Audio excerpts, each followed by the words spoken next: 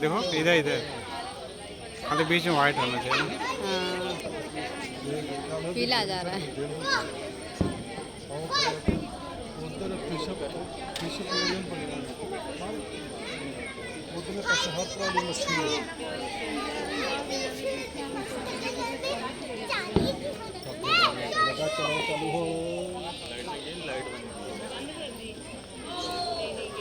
यहाँ से मस्त नज़ारा दिख रहा है ना। हाँ पूरे जम्मू दिख रहा बेटा है। मच्छर लग रहा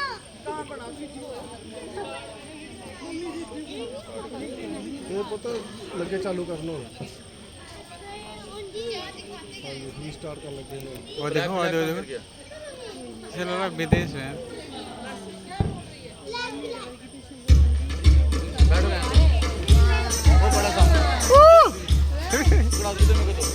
श्रेया देखो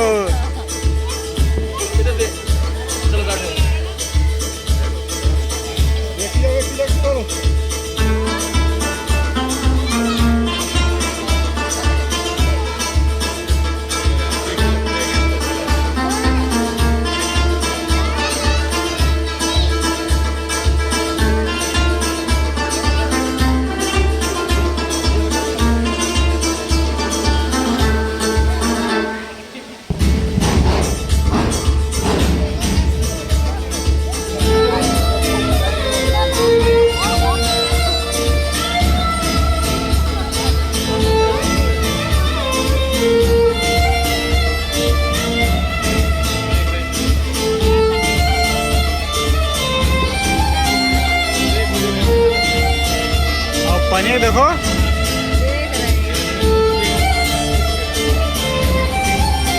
जैसे लग रहा देखो लंदन में जैसे लग रहा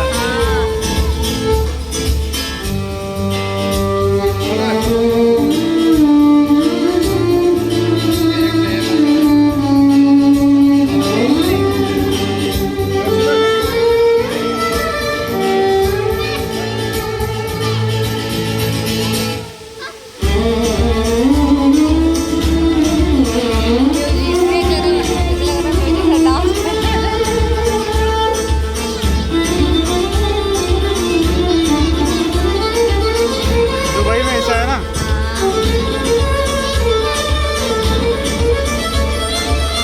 लेकिन वो बहुत बड़े में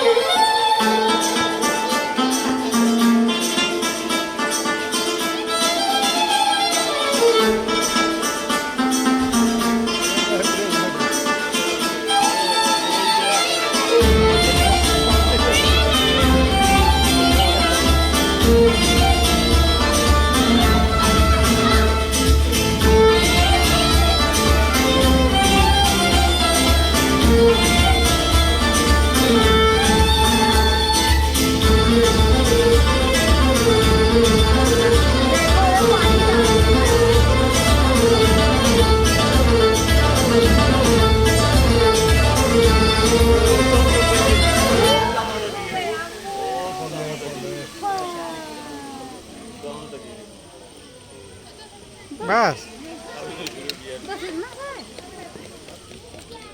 नहीं अभी अभी और नहीं अभी और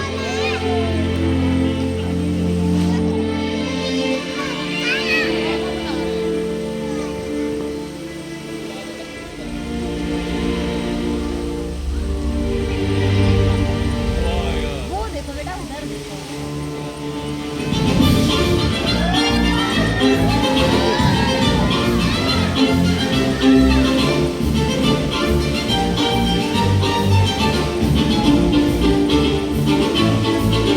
पीछे बल पड़को फूल रहा पीछवा अच्छा लग रहा है ना। देखो टाइम एकदम सेट है। हाँ देखो उससे और खुश होते हैं।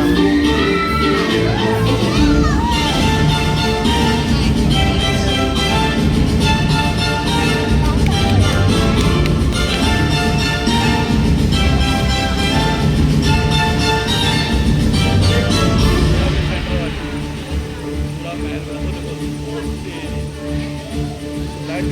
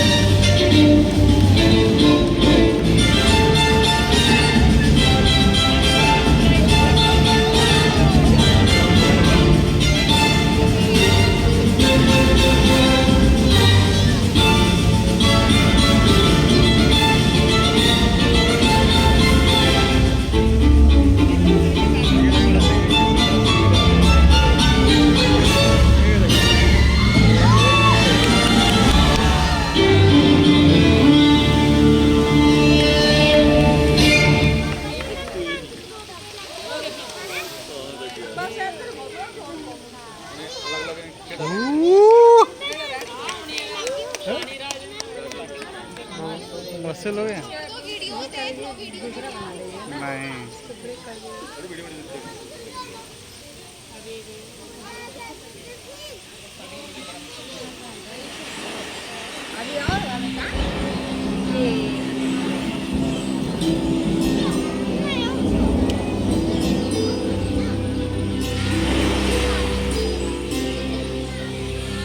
बरसों नहीं, सदियों नहीं, युगों पहले की बात है। जिस जगह आप आज मौजूद हैं, जहां खूबसूरत शहर जम्मू बसा हुआ है और जहां आज बागे बाहू का यह किला शान से तना खड़ा है, तब यहाँ ये सब कोई नहीं थे। यहाँ थी तो बस हरी भरी पहाड़ियां और मैं यानी सूर्यपुत्री। कौन सूर्यपुत्री? वही जिसे आप सब तवी नदी के नाम से जानते हैं।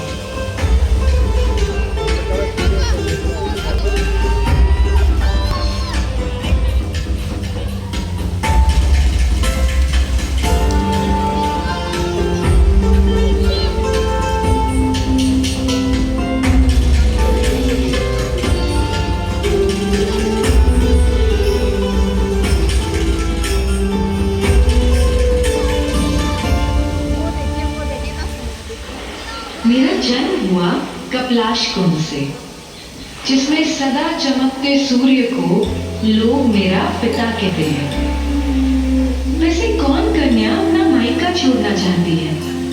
मैं भी नहीं चाहती थी, पर एक दिन देवता जैसे राजा पहड़ मेरे पास आए। राजा मुझसे बोले कि उनके बीमार पिता के इलाज के लिए उन्हें मेरा जल चाहिए। अब रोज कपिलाश कुंड तक आकर बीमार बूढ़े पिता के स्नान के लिए मेरा जल ले जाना जो संभव नहीं था ना, तो मैंने ही कुछ सोचा। फिर मुझसे रुका ना गया, मैं उनके पीछे चल पड़ी।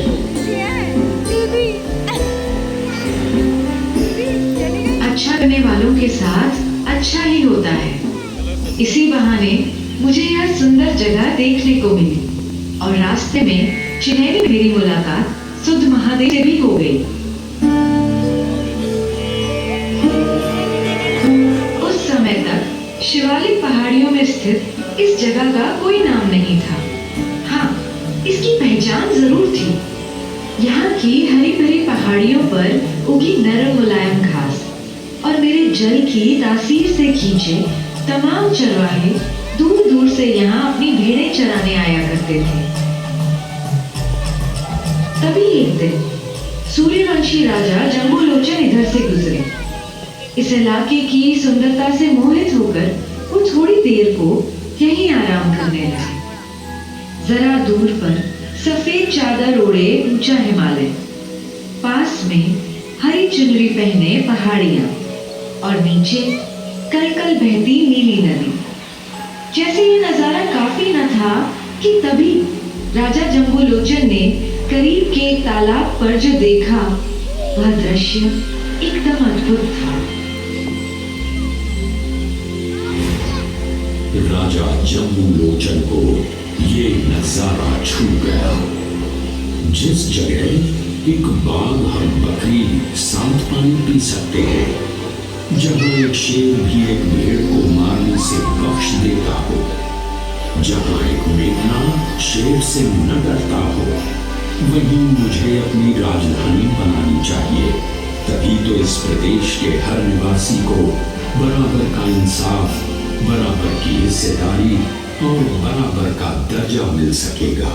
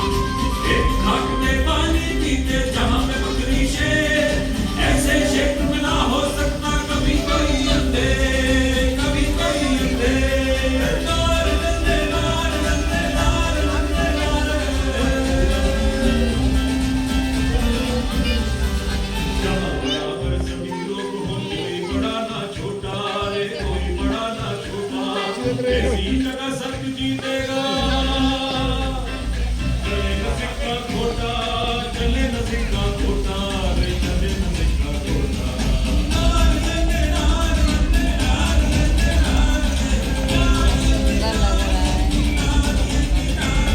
बाबू देख ना बेटा, उधर को क्या ये सब चमक रहा है ना, ये सब देख रहा है।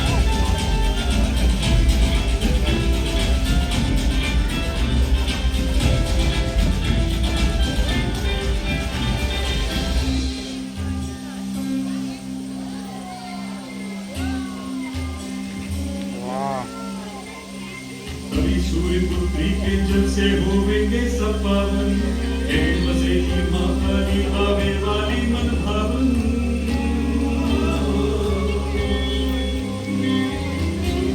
सब पानी और लाइटिंग कमाल है सब। होवेंगे सब पावन, होवेंगे सब पावन, होवेंगे सब पावन, होवेंगे सब पावन। श्वेत शिखर के आसमान में धरती चुनरी पानी।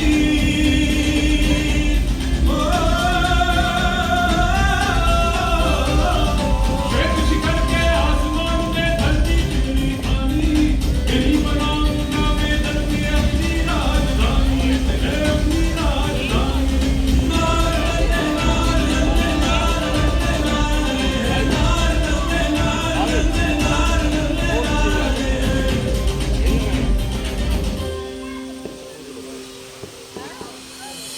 और यूं पड़ी जम्बू यानी जम्मू की बुनियाद। राजा जम्बू लोचन के भाई बाबू लोचन ने भी अपने भाई की राह पर चलते हुए मेरे दूसरे तट पर एक और नगर और कोट की नींव रखी, और इस तरह यहाँ एक गढ़ की तामीर शुरू हुई, इस बाबू लोचन के किले की।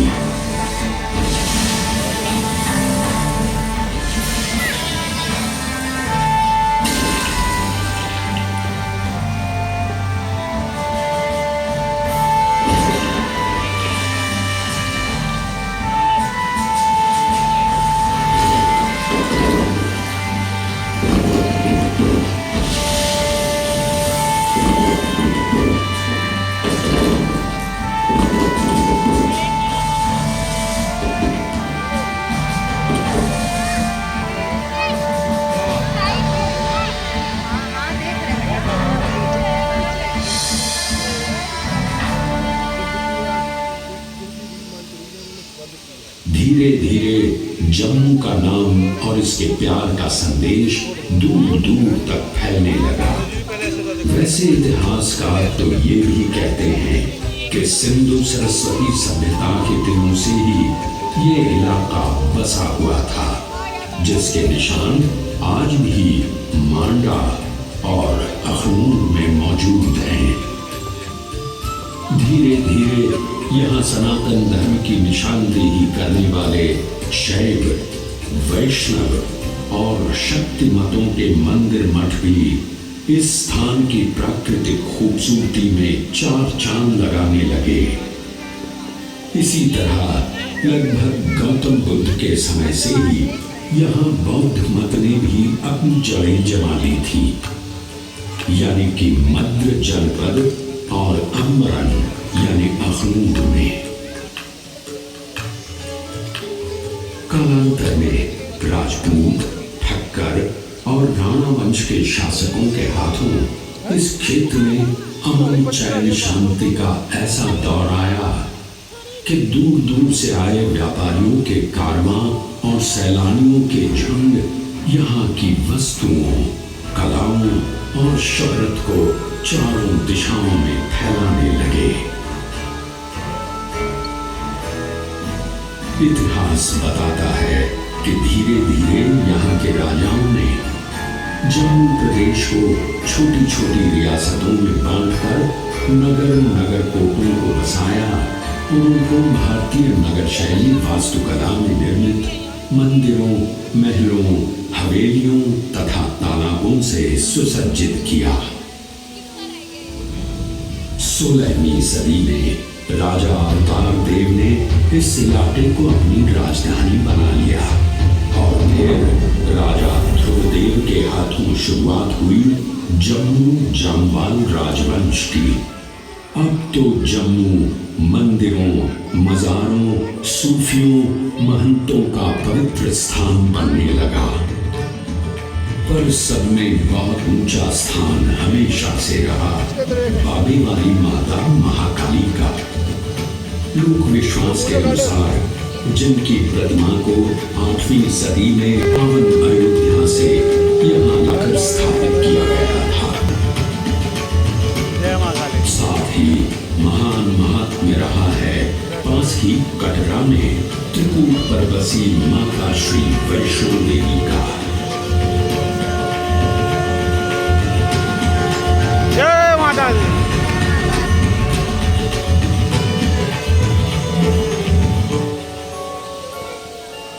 मुगलों ने जब सारे हिंदुस्तान को अपनी सल्तनत का हिस्सा बनाया तो भी जम्मू को डोगरों के संरक्षण में ही रहने दिया गया। मध्य 8वीं सदी में राजा रणजीत देव के वक्त में जम्मू की डोगरा रियासत फलने फूलने लगी और उन्होंने तब ही मुबारक मंडी के महलों की नींव रखी। राजा रणजीत देव ने आसपास की 22 रियासतों को जोड़कर एक मजबूत राज्य स्थापित किया और जम्मू शहर दारुल अमन या शांति स्थान कहलाने लगा। और यहाँ शांति पाने और अमन के साथ काम करने के लिए हर मजहब के लोग आने और बसने लगे। जहाँ मौलानी बेगम जैसे बड़े लोग यहाँ आ बसे तो वहीं हजारों कारीगर, दस्तकार, कलाकार भी जिनके नाम पर जम्मू में आज भी कई मोहल्ले मौजूद हैं। उधर पास के पंजाब में सिखों का वर्चस्व शुरू हो चुका था। धीरे धीरे जम्मू भी पंजाब केसरी महाराजा रणजीत सिंह के राज्य का हिस्सा बन गया। पर डोगरा राजपूत राजा रणजीत देव की चौथी पीढ़ी से जागीरदार किशोर सिंह की बहादुरी और ईमानदारी को देखते हुए रणजीत सिंह ने किशोर सिंह को जम्मू राज्य की बागडोर सौंप दी। किशोर सिंह के बेटे गुलाब सिंह तो पिता से भी और आगे थे। उन्होंने किश्तवाड़ और राजौरी जैसे उत्तर पश्चिमी सीमा पर नए इलाके सिख साम्राज्य में शामिल किए। गुलाब सिंह ने वीर हरि सिंह नलवा के साथ मिलकर सिख साम्राज्य की उत्तर पश्चिमी सीमा पर पठानों की फौज को भी खदेड़ कर भगाया। साथ ही बहादुर डोगरा सिपाहियों ने गुलाब सिंह की सहायता से राज्य की सीमाओं को लद्दाख और तिब्बत तक बढ़ा दिया। लद्दाख और तिब्बत की इन मुहिमों की अगुवाई की थी कहलूरिया राजपूत सिपह सालार जोरावर सिंह ने। उनकी बहादुरी और ईमानदारी के किस्से इतने मशहूर हैं कि लोग उन्हें हिंदुस्तान का नेपोलियन कहते हैं।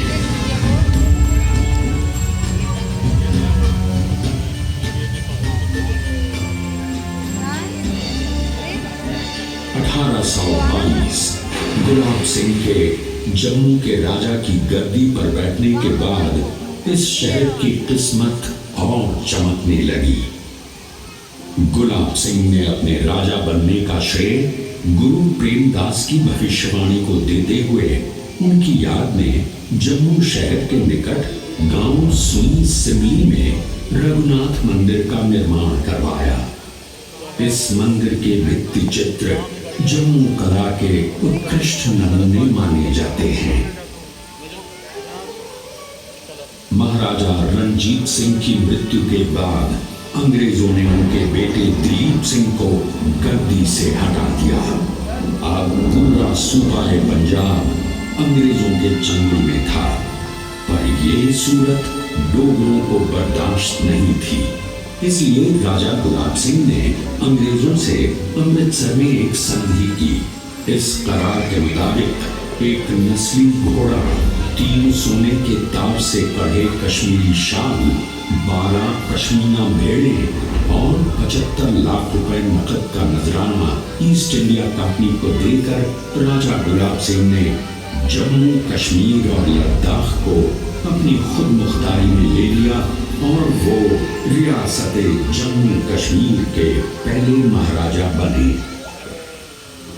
महाराजा गुलाब सिंह के बाद उनके प्रतिभाशाली बेटे रणबीर सिंह ने, जो एक बहादुर राजा के साथ साथ धार्मिक एवं जागरूक प्रवृत्ति के व्यक्ति थे, जब जम्मू कश्मीर की बागडोर संभाली तो उन्हीं के जमाने में इस किले यानी किलाए बाहू को फिर से नई तरह से बनाया और सजाया गया।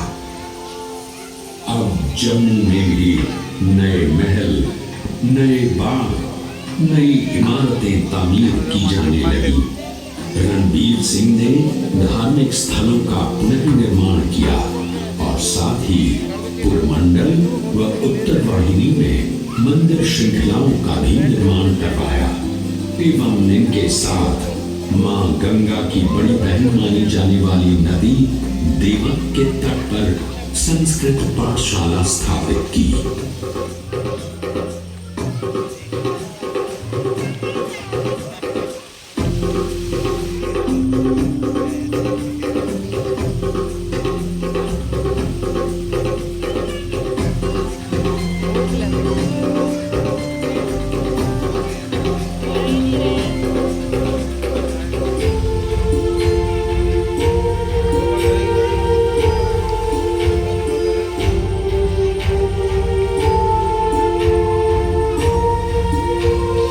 बहुत अच्छा लग रहा है।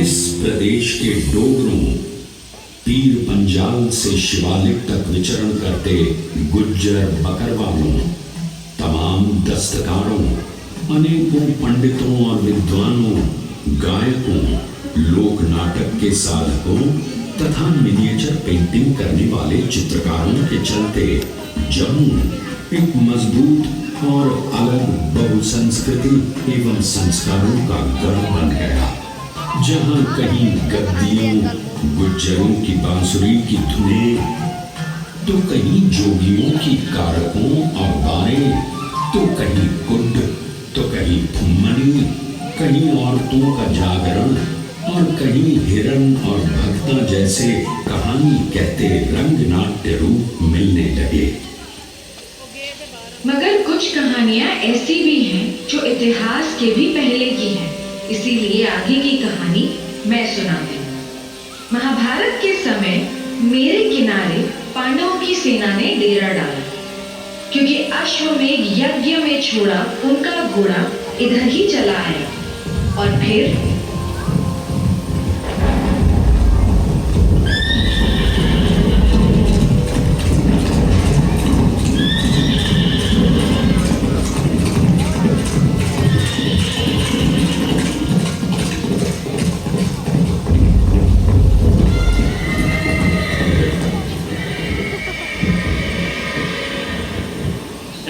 बालक, छोड़ दे इस घोड़े को। ये कोई साधारण अश्व नहीं है, ये अश्वमेध यज्ञ का घोड़ा है जिसे पांडवों ने छोड़ा। मैं नहीं था किसी पांडव, मैं बस इतना जानता हूँ कि ये घोड़ा मेरी माँ के खेत में घुस आया। क्या तूने भीम का नाम नहीं सुना? क्या तुझे धर्मराज युधिष्ठिर का नहीं पता? धनुर्धर अर्जुन कर देंगे तेरा काम तमाम। इन सब का नाम लेके मुझे डराए हो या अपना डर दूर कर रहे हो? मैं इन सब में से किसी को नहीं जानता। मैं बस इतना जानता हूँ कि इस घोड़े ने मेरी माँ गुलाबी की मेहनत को नष्ट किया है। इसकी सजा मैं इस पागल घोड़े को अवश्य दूंगा। अब तू क्या सजा देगा? हम अभी तुझे जीवित नहीं छोड़ेंगे अगर तूने इस अश्व को न छोड़ा तो। आक्रमण!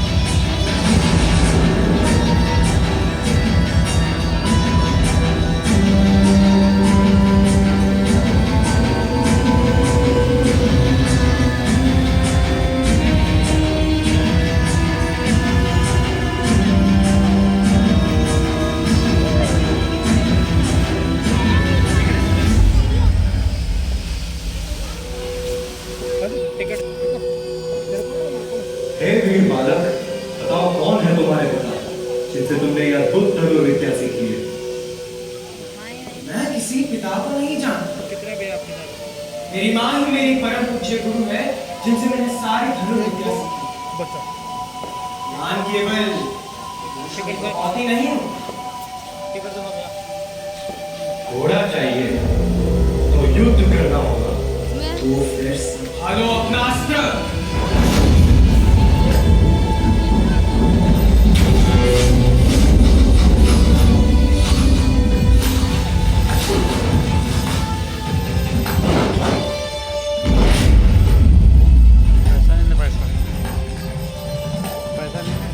बेटा, ये तुमने क्या किया कि तुम्हारे पिता वीर अर्जुन है, तुमने इन्हें ही धराशायी कर दिया। हे माता, टिकटों का नहीं मुझसे बहुत बड़ी भूल हुई। आप ही बताइए, मैं क्या करूं? इसका एकमात्र उपाय है, पाताल लोक जाकर नागमणि लाकर इन्हें जीवित किया जाए। अर्जुन का पुत्र था।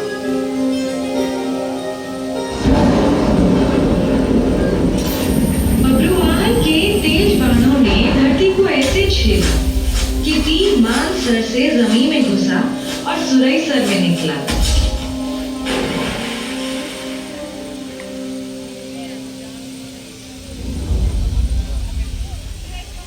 और इस तरह बनी मानसर की अतः झील और सुरंगसर यानी सुरईसर झील। ये कहाँ पे है? अब हम मानसर और सुरईसर के रमणीक स्थलों से वापस आते हैं और इस बाहुकोट को देखते हैं।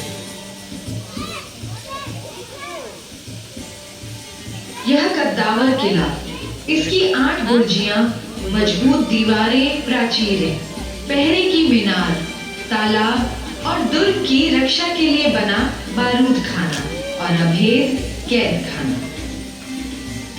किले के बाहर से जम्मू नगर का विहंगम दृश्य देखने को मिलता है।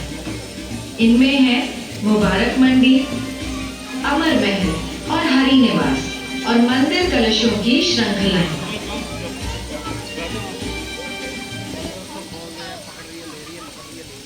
आप जानते हैं कि एक नदी को सबसे ज्यादा क्या पसंद आता है? आजादी। पहाड़ों से मैदानों तक उछलते कूदते उफनते बहते हुए चलने की आजादी। इसीलिए मैं सबसे ज्यादा खुश थी जब अगस्त 1947 में देश आजाद हुआ। पर मुझे दुख भी था कि देश बंट भी गया था। हालांकि मैंने उस बंटवारे को कभी नहीं माना और अखंड भारत की ही तरह सरहद के उस पार बसे लोगों की भी प्यास बुझाती रही हूँ मैं। आज मैं बेहद खुश हूँ और आपके साथ बांटना चाहती हूँ अपनी ये खुशी। हो सके तो नवरात्रि के बाहु मेले में आइए, वरना किसी भी रात इस किले में चले आइए और देखिए दिवाली से सजे यहाँ बाग बगीचे, किले पर कोटे झरने और फव्वारे।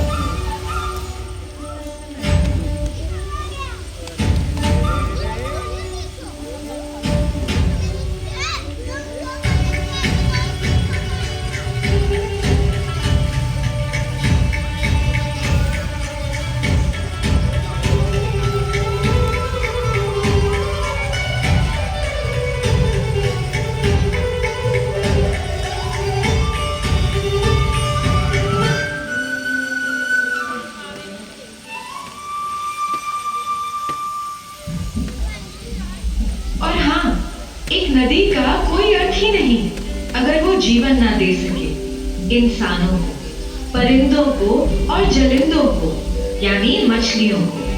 तो जब फुर्सत मिले तो यहीं किले के नीचे मेरे करीब ही बने देश के सबसे बड़े अंडरग्राउंड एक्वेरियम में जरूर आइए।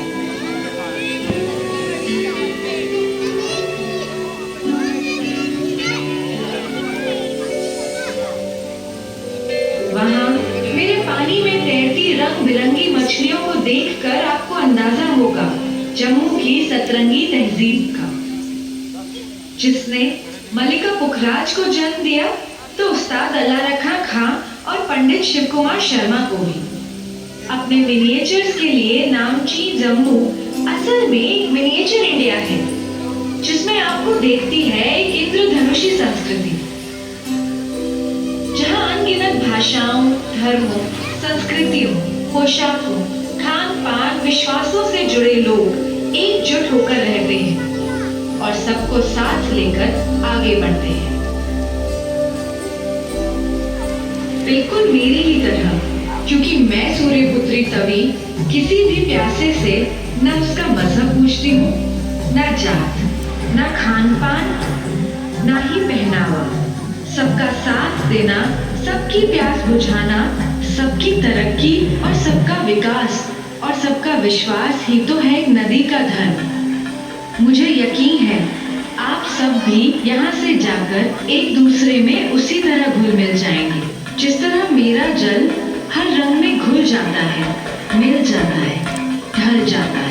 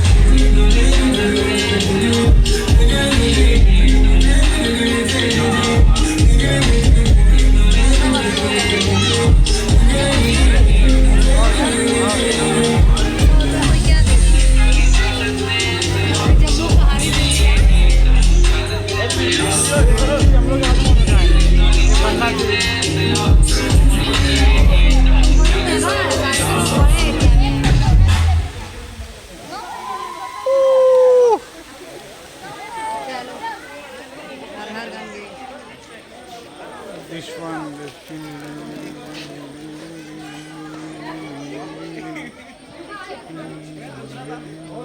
चलो अक्षत आयो तो वो भी दे देते।